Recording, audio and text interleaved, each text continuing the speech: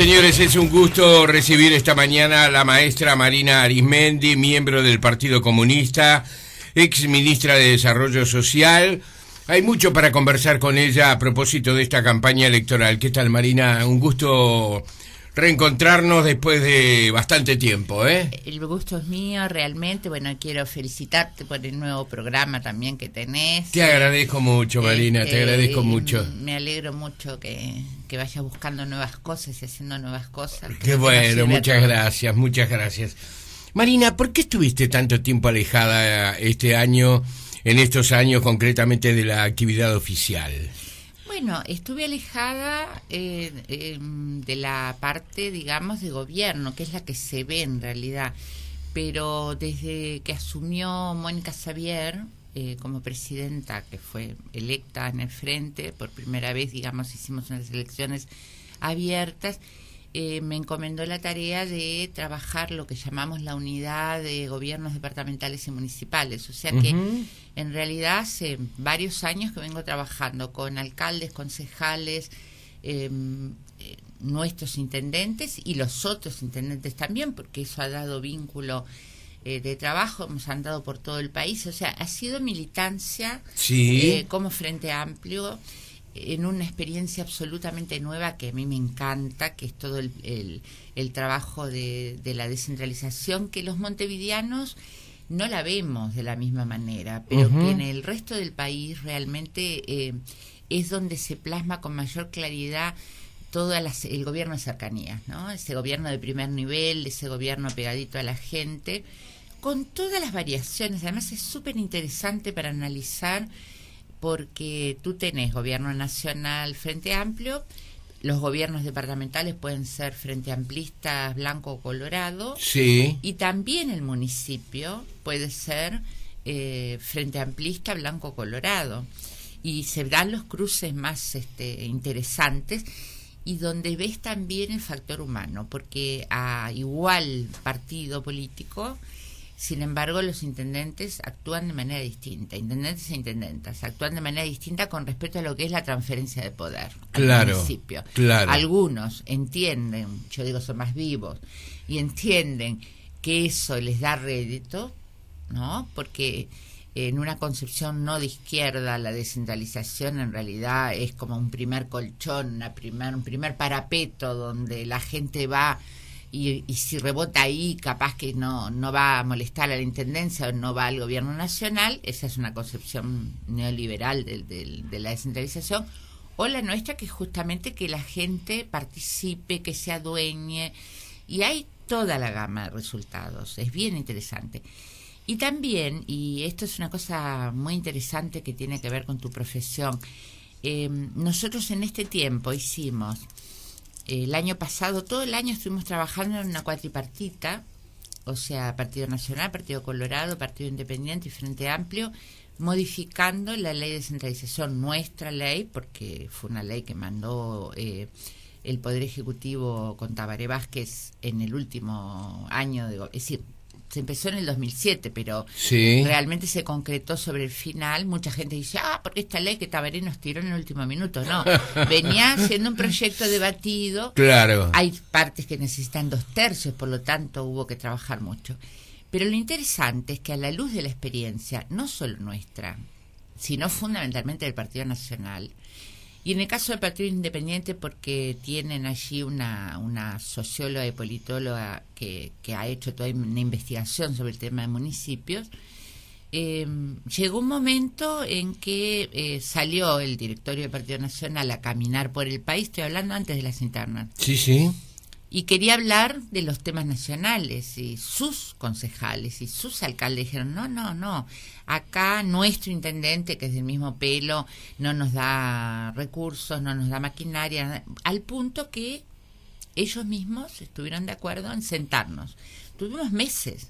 Y ahora hace poco, hace un mes y medio, acabamos de aprobar una modificación a la ley de descentralización. En las dos cámaras, volvió incluso a diputados. Yo me arrancaba los pelos porque digo, no llegamos. Con los votos necesarios. La angustia ha sido tu compañera, sí, pero, en el ministerio, claro, por supuesto. Entonces los persigo.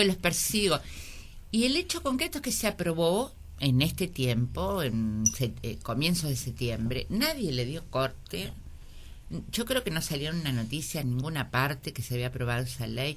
Es una ley muy importante porque es una ley que en el marco constitucional, que es muy estrecho en un país muy centralista como el nuestro, la Constitución está hecho a esa semejanza, sí, donde la autonomía de las intendencias es cuasi sagrada. Sin embargo, hemos acordado varios artículos que permiten que los municipios hagan acuerdo entre ellos, siempre con aprobación del intendente, pero pueden hacer acuerdo entre ellos de distintos departamentos, pueden presentarse fondos concursables, pueden hacer acuerdos con convenios de esos dineros que vienen de la cooperación internacional para determinados proyectos. O sea que la ciudadanía puede juntar firmas y con esa iniciativa popular se puede lograr hacer proyectos. Se tiene que incorporar, porque ahora según el legado del intendente o de la intendenta, se debe incorporar en el presupuesto quinquenal de la intendencia los dineros para los municipios. O sea, para mí tiene una cantidad de logros fantásticos. Y además, ahora que tanto se habla de que si se debate o que si no acordamos, si gobierno de acuerdo o gobierno no de acuerdo, los 4 partidos nos pusimos de acuerdo. Teníamos diferencias, después a la hora de votar esas diferencias se marcaron. Yo siempre digo, el Partido Colorado no votó, pero está su pluma en la ley porque colaboró muchísimo en el trabajo de elaboración. O sea, que todo eso es un trabajo que se hace, que es en beneficio de la gente, que se aprueba, pero que no merece ser motivo de una noticia, por ejemplo. No, en medio de eso no sé en qué lío estábamos, pues pasó sin pena ni gloria. Sí. La única que mandaba, claro, los compañeros que saben, Tabaré incluso, que además es un tema, es uno de los 5 ejes, ¿no? De los 5 pilares de la campaña es descentralización. Sí, sí. Bueno, estaba muy contento, todo. Digo, bueno, para la cajita de la reforma constitucional, este es uno de los temas, ¿no? Como dice un compañero, diputado, que está en la comisión de Nicolás Pereira, que está en la comisión de Asuntos Municipales, precisamos un 314 municipal en la Constitución. El 314 es el que habla de los recursos. Sí, exacto. A las intendencias. Bueno, sí, precisamos un 314 que municipal, o sea, que hable de los recursos a los municipios, ¿no?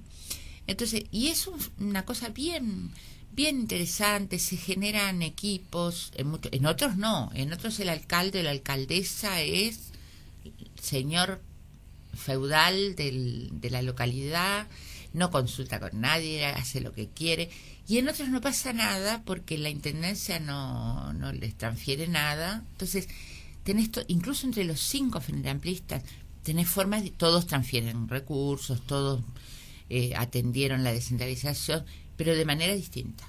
Y Montevideo es un mundo, porque con la intendenta lo hemos hablado muchas veces. Hoy nosotros haríamos municipios mucho más chicos. ¿No? Municipios más chicos. Más chicos. Son porque gigantescos. Se han ido agregando problemas. Sí, claro. Es que un alcalde en el interior, te digo un ejemplo lindísimo, que es Nuevo Berlín. Por ejemplo, el alcalde Milesi con su equipo, somos minoría, es decir, tenemos el alcalde y un concejal, somos minoría, diríamos. Sin embargo, no lo somos porque el equipo trabaja precioso.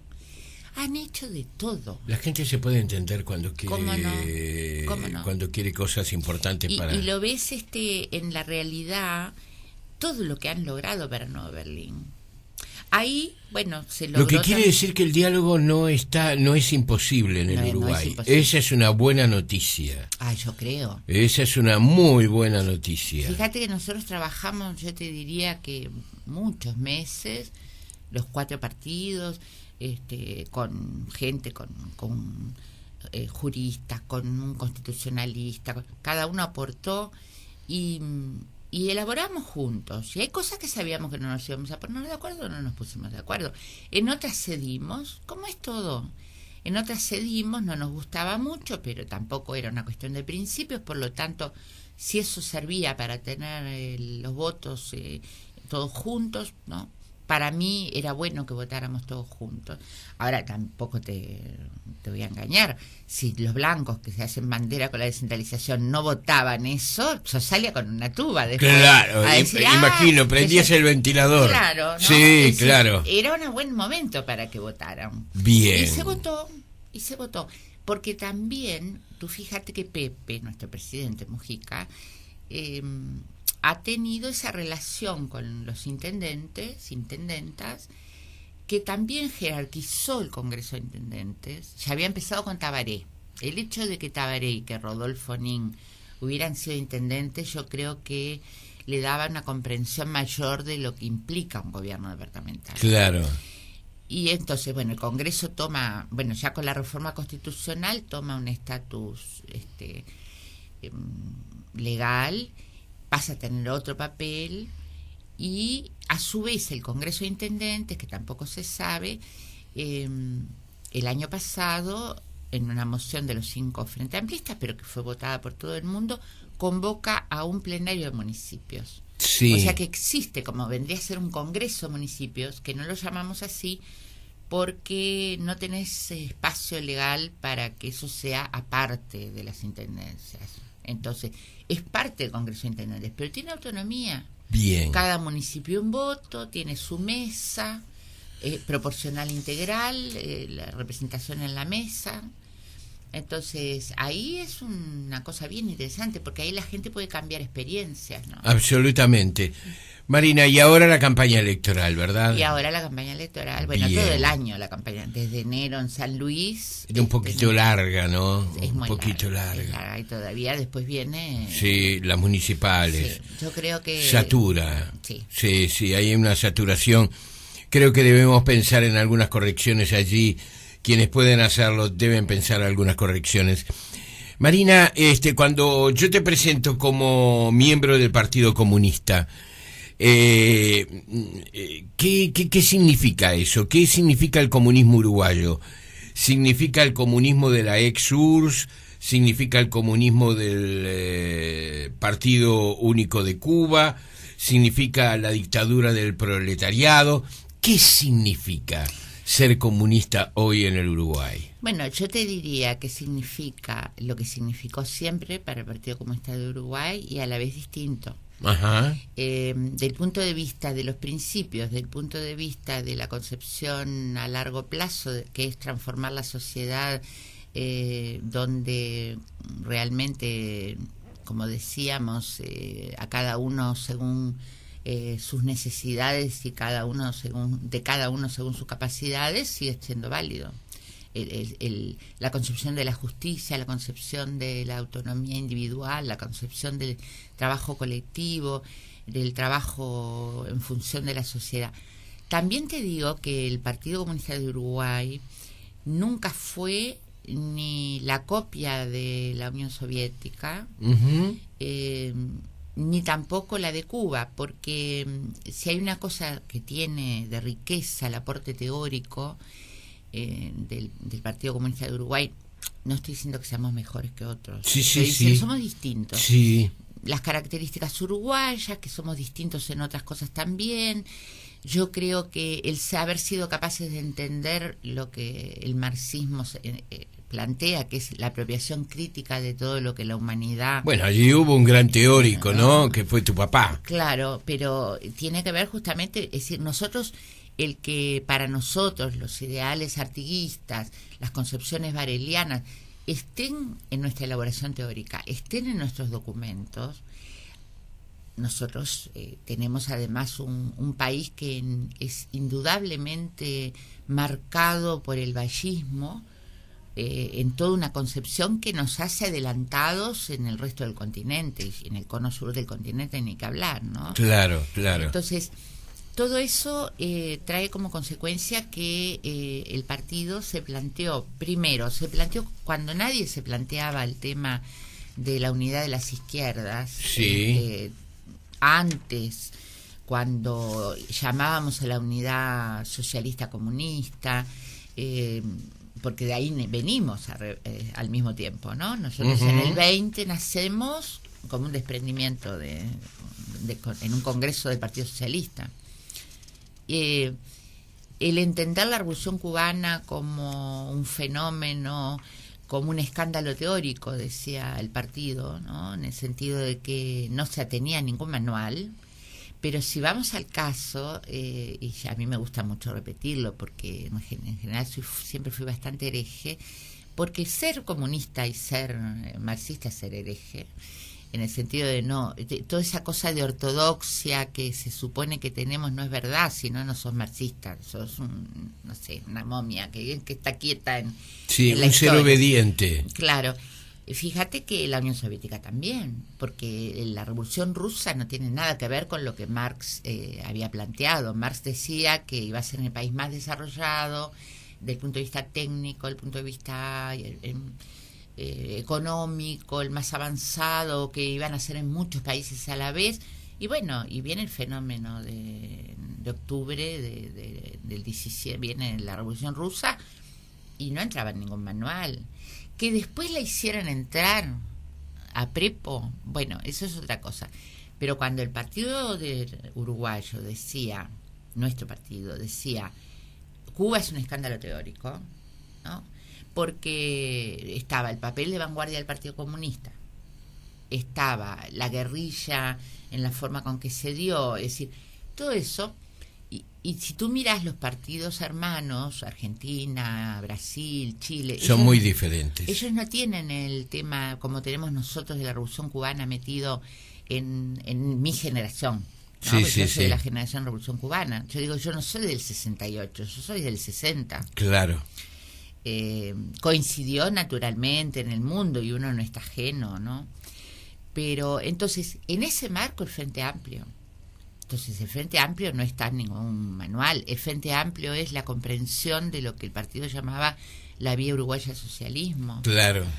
Y cuando nosotros, ya en enero del 84, todavía en dictadura, se plantea la concepción de la defensa, avance y profundización de la democracia hacia una democracia avanzada, o se habló de la radicalización de la democracia, llevar la democracia hasta sus límites, todas esas cosas son atendiendo a lo que había pasado en Uruguay, atendiendo a lo que el Uruguay era, atendiendo al instrumento que habíamos ayudado a construir, que era el Frente Amplio, que lo defendemos a muerte.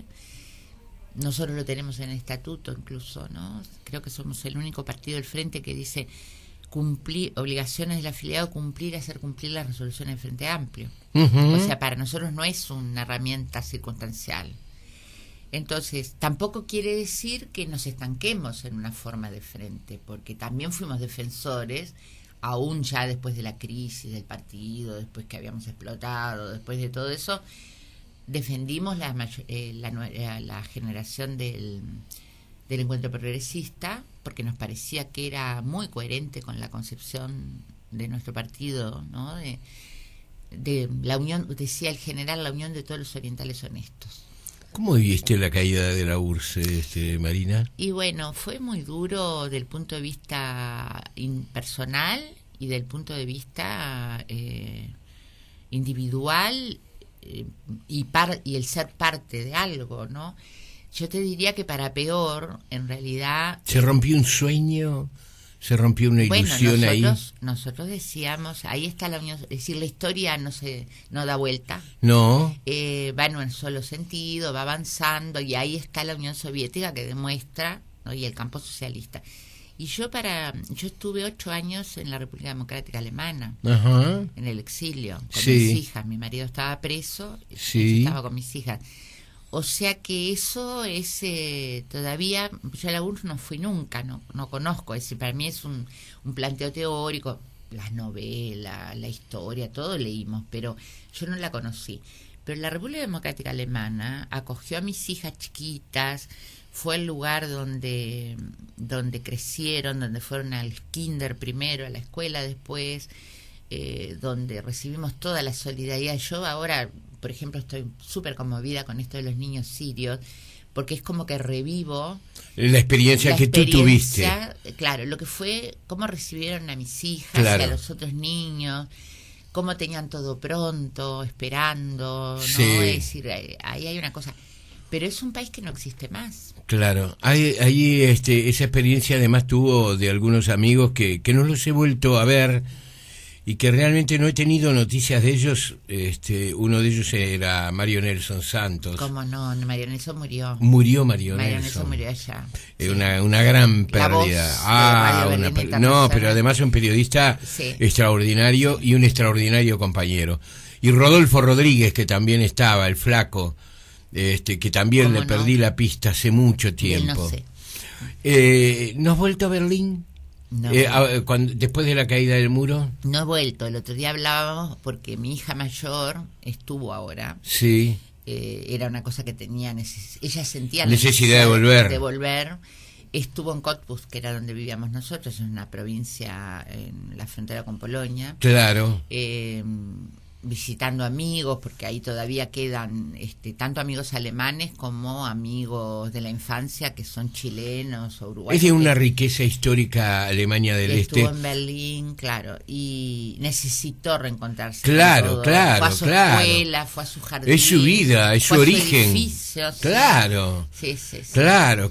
Es de una riqueza. Berlín es apasionante, ¿no? Sí. Y Berlín del Este, concretamente, no solamente por todo lo que te queda todavía del Berlín que fue, digamos, dirigido por el comunismo, por el Partido Comunista Soviético o por la RDA, como quieras llamarle, sino por todo lo que contiene allí. En el este está, por ejemplo, el búnker de Hitler, están los restos de la Gestapo, están los restos del muro, es decir, y además hay un fenómeno juvenil impresionante que se está dando básicamente en el campo inmobiliario. Es decir, esa riqueza histórica se trasladó a una riqueza, dicen que es más barato incluso todavía vivir y construir. Ahora me decía un amigo que estuvo con nosotros en el exilio que también fue a hacer un paseo por su historia, tenía 20 y pocos años en aquel momento, entonces ahora fue con la señora. Y me dijo, mirá, el primer tiempo me pasé todo al lado dice, no pasaba para el otro lado, a pesar de que ahora no teníamos, el otro lado decíamos, ¿no? Claro. Y el reencuentro, dice, él me decía, y mi hija también, pero claro, ella era más chica, la gente sigue siendo distinta. Es decir, sigue existiendo la fragmentación, sí, claro que sí. Sigue siendo distinta. Le costó mucho a la gente del oeste, más allá de los reencuentros familiares, que fueron muchos, ¿verdad? Pero hay una cierta diferencia. 40 y pico de años de historia vos no lo podés borrar. Hay gente que nació, yo todavía no fui. Todavía no me animé. Ahí está. Es extraordinario porque es un museo viviente y además porque tiene una energía Berlín. Yo creo que es la gran ciudad europea, lo he dicho aquí. ¿Sabes que Berlín, creo, en este momento es la gran ciudad europea? Por sobre Londres, que es maravillosa, París, todo lo que quieras llamar. Pero Berlín es absolutamente apasionante. Y no te da el tiempo. Además hay que recordar que Berlín es 8 veces más grande que París, por ejemplo. No, y además todo lo que tiene de histórico. Contenido histórico, claro, impresionante. Porque ahora yo, por ejemplo, estoy leyendo un análisis histórico sobre Federico el Grande, ¿no? Claro. Y entonces, bueno, tú vas al Sanssouci, tú vas a todas esas cosas y ahí, porque fue muy cuidada esa herencia histórica.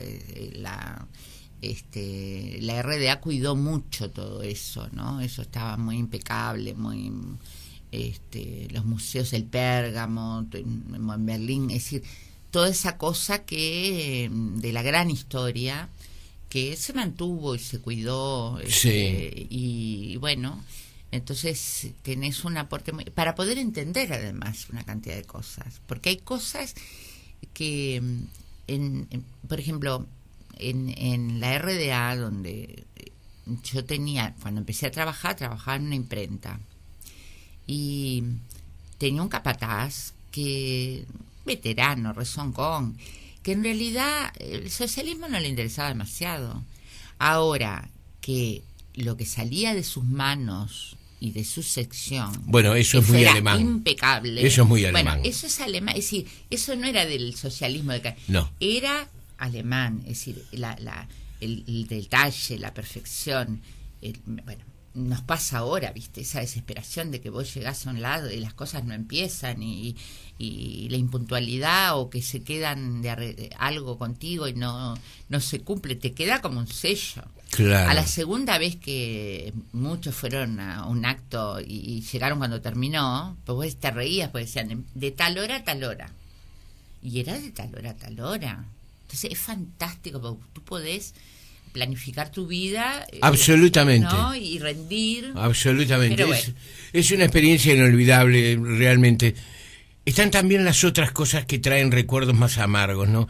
Está, por ejemplo, el Museo de la Stasi. ¿Qué sabían de la Stasi ustedes? ¿Sabían las prácticas que llevaban?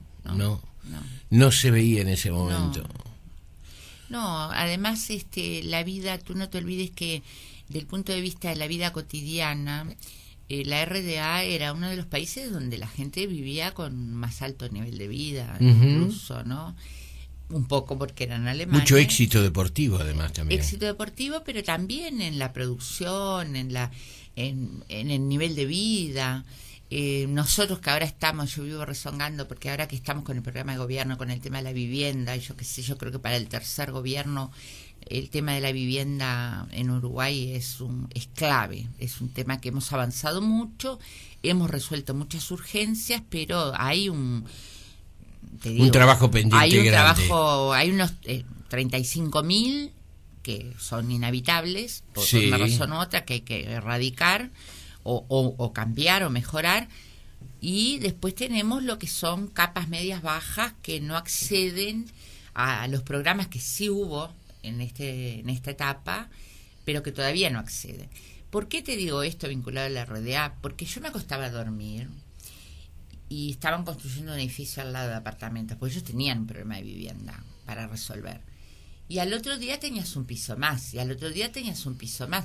¿Por qué? Porque venían con el cemento armado, entonces venían las paredes prontas, con la ventana puesta, con todo, la grúa lo ponía así como quien arma un rompecabezas, el cubito donde venía el baño y la cocina, después enganchaban los tubos. Bueno, ¿por qué no hacemos así nosotros?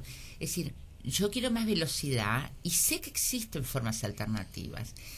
Y he mirado, claro, algunas son carísimas. Ha sido mi obsesión desde el primer gobierno, porque claro, en el primer gobierno nosotros teníamos el mejoramiento del hábitat en el Mides, que era la parte de la gente que vivía en condiciones tremendas. Hoy, por ejemplo, conversando con la doctora Cristina Lustenberg, que es la que está en Uruguay Crece Contigo, ellos tratan de pescar, porque es así, pescar a la mujer embarazada para tratar de controlarla durante el embarazo. Y después, bueno, si el bebé o la bebé nace con bajo peso o con anemia o con enfermedades, con lo que sea, mientras se lo atiende y crece y todo, hay que ir a arreglar la casa. Porque ese bebé, si tú va al rancho con piso de tierra, con techo, volvés al punto cero. O no tiene cama. Ahora se compraron 2.500 practicunas, ¿no? Justamente porque el colecho es una de las causas. Bueno, necesitamos no aquella cosa de los núcleos evolutivos. Estoy hablando de vivienda, porque donde vivíamos nosotros en la realidad era vivienda, eran apartamentos sólidos, fuertes, bien. Quedan ¿no? Algunos de ellos. Por quedan, eso, sí. Donde vivíamos nosotros, mi hija fue el edificio. Bueno, ese edificio es construido en esa época. La casa de Brecht, por ejemplo. Sí, la casa de Bertolt Brecht está del lado oeste también. Sí. Es una casa hermosa. Bueno, vos decís, bueno, hace 30 años ya se construía así rápido. Sí. Bueno, hagámoslo nosotros. Yo he mirado, hay mucha cantidad de propuestas de construcción más rápida y alternativa, ¿no? Pero porque tiene que ser, y la idea es esa familia, ese bebé, si lo voy a seguir durante 3 años, los 3 primeros años, y con CAIF o como se llame, y atención a la familia y todo eso, tengo que resolver la cuna, pero tengo que resolver el techo, el piso, el baño, el hábitat, ¿no? Entonces, si en aquel momento se podía construir así, ¿por qué no podemos construir así ahora? Claro. ¿No? Los arquitectos incluso ya han cedido.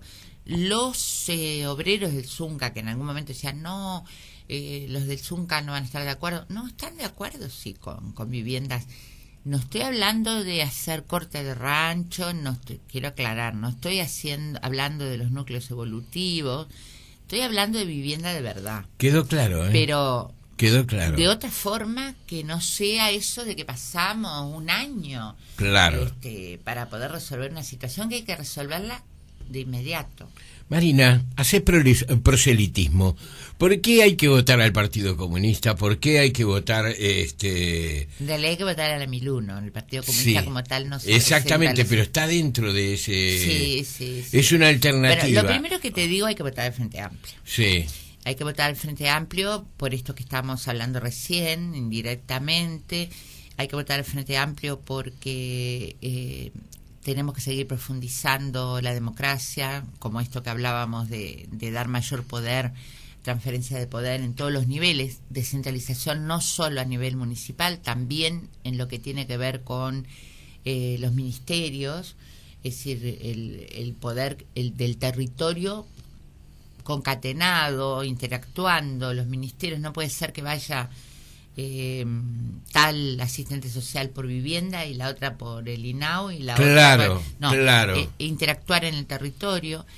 Hay que votar al Frente Amplio porque realmente es el único con un programa sólido, elaborado sobre la realidad, sobre lo que pasó, sobre lo que hicimos bien, regular y mal, y entonces durante mucho tiempo trabajando sobre eso, es porque nosotros ahora vamos a lo que es lo que estábamos hablando recién, a un sistema nacional integrado de cuidados, que podemos hacerlo porque hicimos un plan de emergencia, porque hicimos un plan de equidad, porque avanzamos en el cuidado, en lo que es la protección, ¿verdad?, de la sociedad. Hoy tenemos que ir a primera infancia, toda la primera infancia, a personas con discapacidad y a adultos mayores. Es decir, tenemos muchas cosas, hemos avanzado muchísimo, pero tenemos que continuar.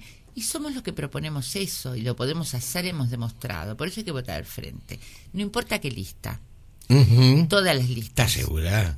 ¿No tenés un poquito de debilidad por alguna de ellas? Por supuesto que tengo, pero... lo importante es votar al Frente. Ahí está, esa es la prioridad. Eso además es nuestra concepción, la de la Miluno es una concepción frente amplista.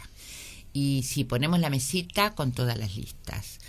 Y en mi edificio, que son 120 apartamentos, antes era mi mamá, pobre, la proveedora de las listas, pero la gente ahora sigue la costumbre y me pide a mí, y unos me piden de la 90, otros me piden la 1001, otros me piden la 2122, y yo voy con todas. Que voten el Frente, no importa con qué.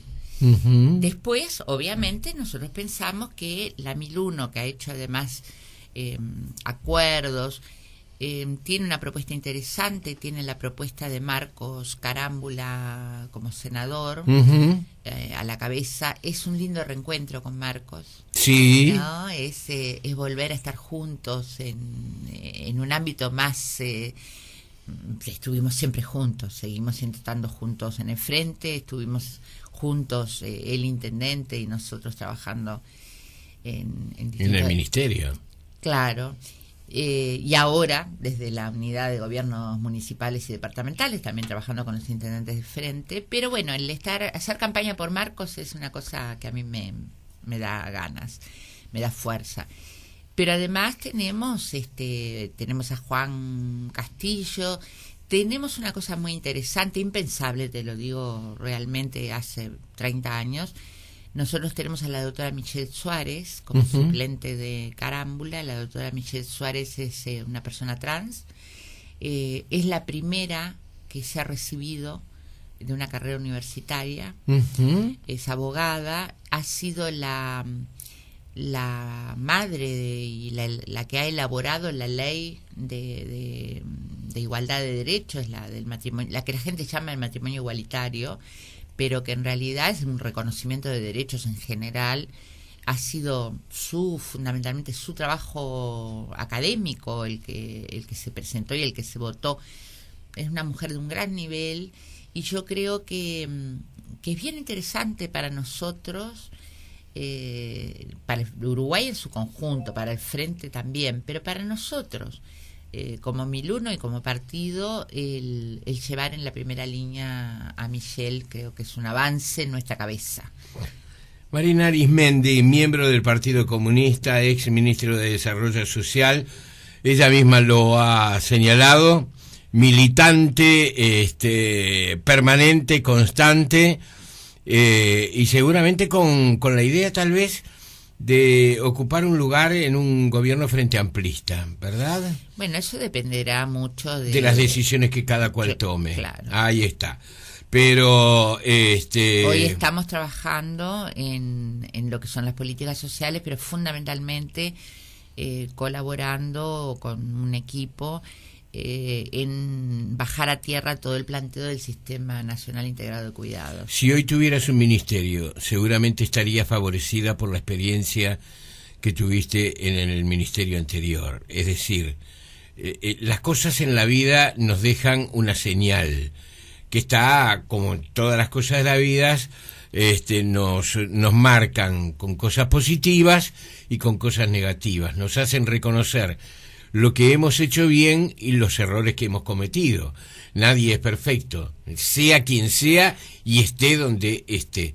Seguramente esos años que desarrollaste en el ministerio, probablemente encuentren no una Marina Arismendi distinta, porque sigue siendo la misma, pero seguramente enriquecida por esos años más que vieja. hubo. Más vieja. No, más sabia, no se dice más eso, sabia, más sabia. Más sabia. Más sabia. Además no se nota tan vieja. Muchas gracias. Marina, te agradezco mucho. Bueno, gracias a ti. Siento una aprecio muy especial por ti y ha sido muy lindo recibirte esta mañana. Muchas gracias por la la seguimos invitación. en una próxima. ¿Cómo no? Señores, esto es Tiempo Presente.